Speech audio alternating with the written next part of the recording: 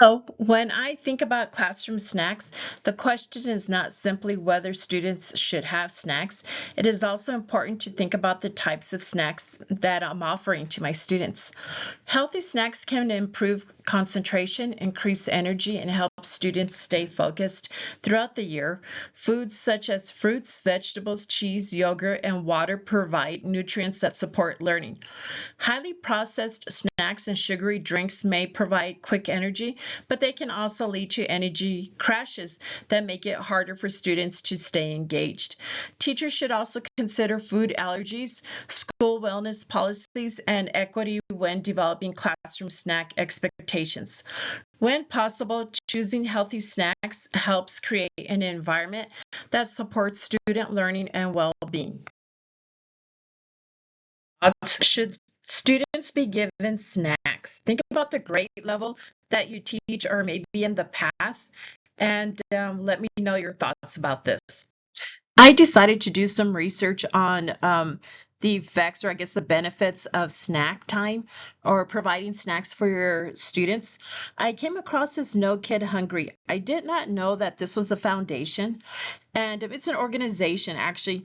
And here they gave, I found some interesting information. According to data compiled by this organization, they found out that 3 out of 4 teachers report seeing their students come to school hungry, which is true. I have seen my students come to school hungry. They have not been fed, but again, we provide free breakfast to all students at the elementary level. And here it says neuroscientific and educational research shows that short-term hunger can cause a student's cognitive performance and focus to drop up to 20%. And when a child's brain runs low on glucose, it shuts down completely. And that is true even as an adult. If I am hungry and if I sometimes I cannot wait until lunchtime, I need something to eat now. I start to become a little kind of, I guess, lethargic, I guess, in a way. And I just start focusing on my stomach grumbling, and I need something now, whether it's a granola bar or, I hate to admit it, even a bag of potato chips.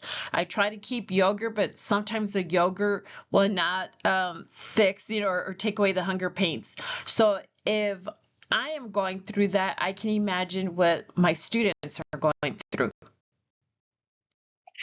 I found this organization online, No Kid Hungry.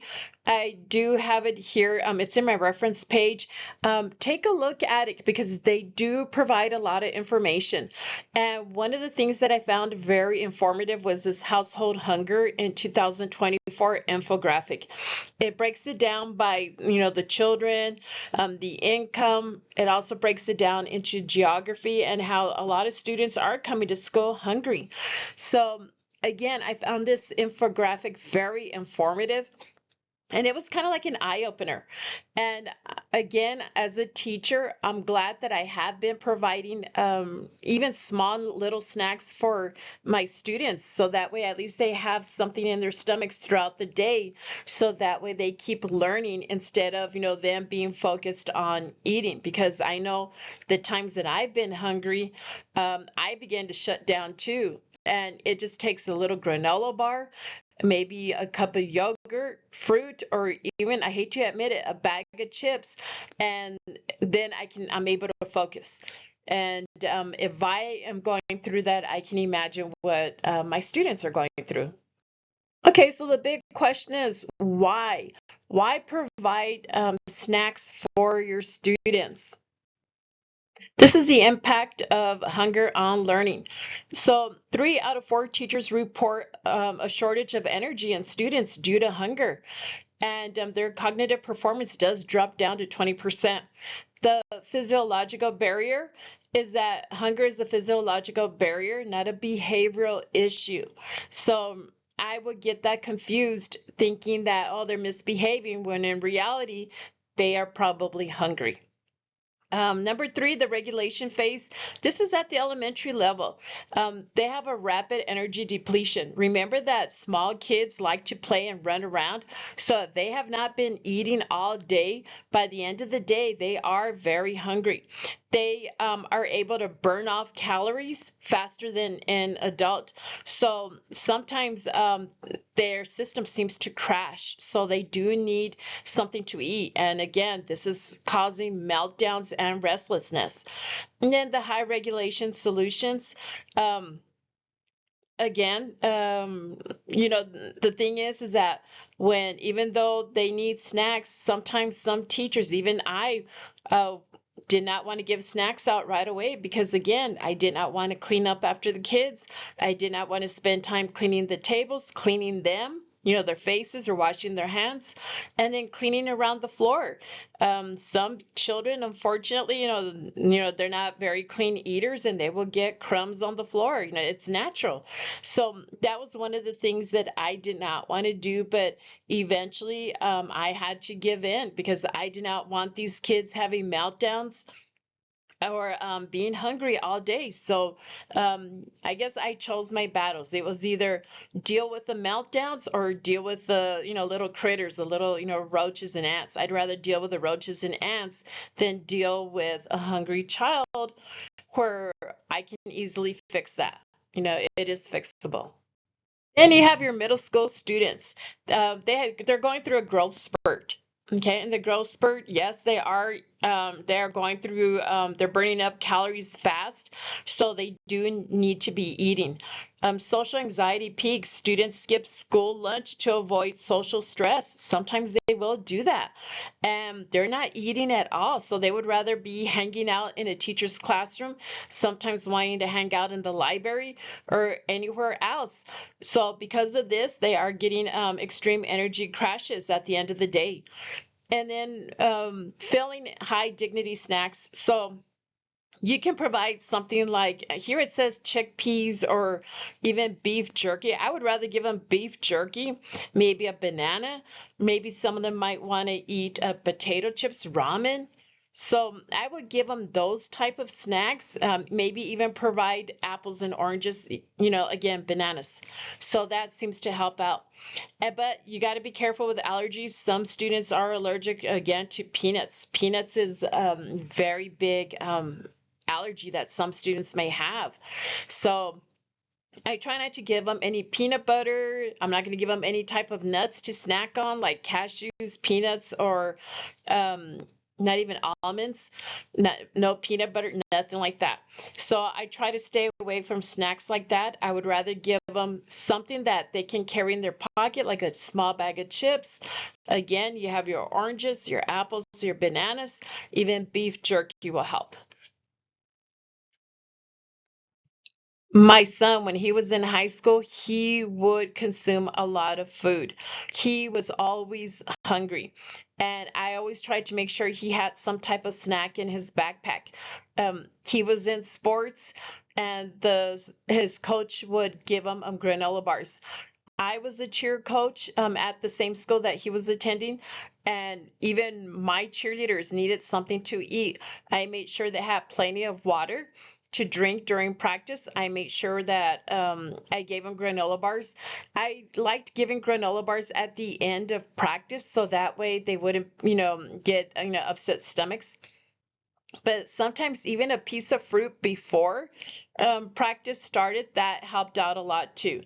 One thing that I liked about the school that my son was attending was that right away after school, they did offer any leftover like lunches or maybe breakfasts, some of the items like the quesadillas or maybe even a little hamburger, maybe even the orange juices and the fruit. They would save that for after school, and students will line up right away after school to go get a snack. So that really helped out a lot, and I really appreciated that because, again, I was coaching and my son would be at his sport also practicing, and there were times where I could not provide him with a snack. I think the snacks for high schoolers, again, it's just grab and go, something that they can just grab and eat, whether they're walking to their classes or maybe in between classes, even walking home. Something as like cookies, popcorn, that's even sometimes juice like the orange juice from breakfast time, even Capri Suns. I would kind of keep those around. But I think something, just very light to carry, and then that way they can just snack on until they got home. I think benefited them. Again, watch out for the allergies. A lot of students are allergic to peanut or even just regular nut allergies that they may have. So this here is some information. For example, child hunger in America.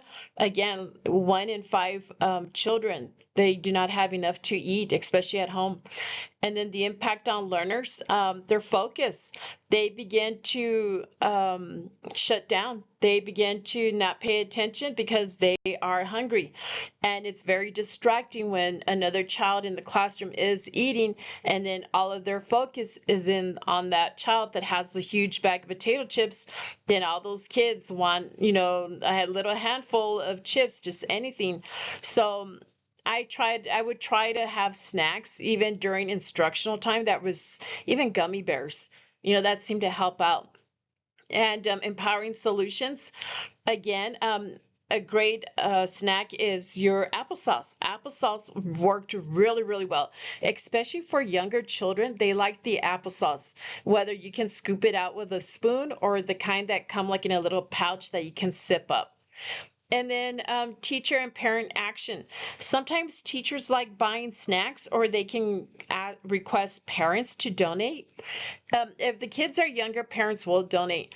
But if you're at a middle school or high school level, you would probably have to buy the snacks yourself. Or you can also go to Donors Choose or Adopt a Classroom and request for donations for snacks. So you can also do that. So I know everybody is different. Not every teacher can afford or want to provide their students with snacks, and that's okay. And I think it mostly depends if you're like at middle school or high school levels. I know teachers at the lower levels, like in elementary, some do provide snacks for their students. Again, it's at the lower, I would say like maybe from pre-K to like maybe second grade that they do provide snacks. But do you provide snacks, depending on which grade level you teach? Do you provide snacks, and what kind of snacks? I know some teachers provide even Jolly Ranchers. And this is also to get the students, alert and make sure that they are participating. They even use candy as incentives. I do not like candy. I prefer, again, to use something a little bit healthier, or something to where I know it will fill up their tummies. Again, it can be waffles in the morning that I can give them, or maybe even waffles in the afternoon. I would just get a waffle, toast it, and then just cut it up into fours, and then put syrup on it, or even pass out oranges, or pass out apples, or pass out bananas. Anything just to make sure that these kids are, eating and not going hungry all day without eating. And again, as a parent, I would be concerned if my child was not eating all day. But as a teacher, I've bought many snacks in the past. I've even bought bags of fortune cookies and kind of gave out, as soon as my students walked into the class, and this was at the middle school level.